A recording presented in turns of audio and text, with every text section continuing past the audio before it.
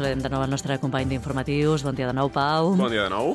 Bé, hem comentat que parlaríem de l'atur i així és, no? Sí, és el que toca fer ara. Hem de comentar que ha pujat en 2 persones, doncs el que seria l'atur, està ara doncs, en 347, el que seria la xifra d'aturats.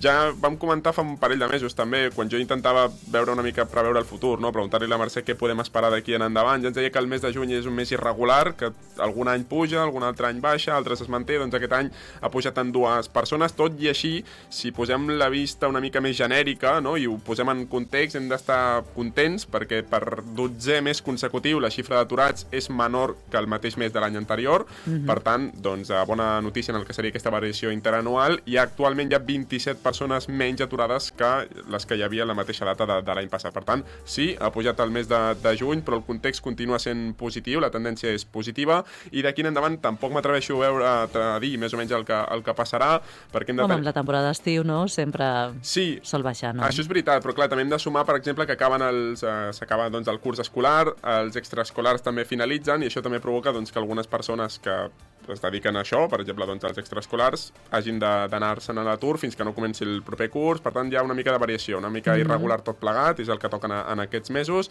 Així ens ho comentava la tècnica d'ocupació, la Mercè Vives. És un mes variable, que de vegades puja, de vegades baixa, de vegades puja de poques persones, de vegades baixa de poques persones, i de vegades puja un nombre considerable de persones a l'atur i de vegades baixa un nombre considerable de persones a l'atur. Sí. És a dir, és un mes molt irregular, que és difícil de preveure. En concret, aquest any ha pujat en 2 persones. Estem a 347 persones aturades inscrites al SOC. Tot i que ha pujat respecte del maig, el que és interessant també, quan contemplem la variació interanual, veiem que hi ha 27 persones menys en situació d'atur que el mes de juny del 2024. Això, evidentment, és una bona dada. Sí. Que s'afegeix, a més, que és el 12è mes consecutiu que el nombre de persones de l'any en curs és més baix que el 12 mesos abans.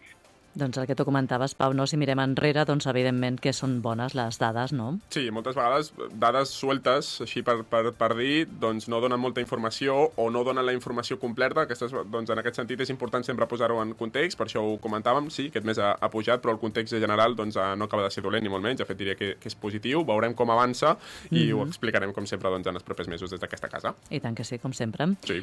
I fins a 2:15 serà, eh? Allò us espero, sí. I que vagi bé el partit d'aquest vespre. Gràcies, intentarem que sigui així. Moltíssimes gràcies. Fins després. Que vagi molt bé.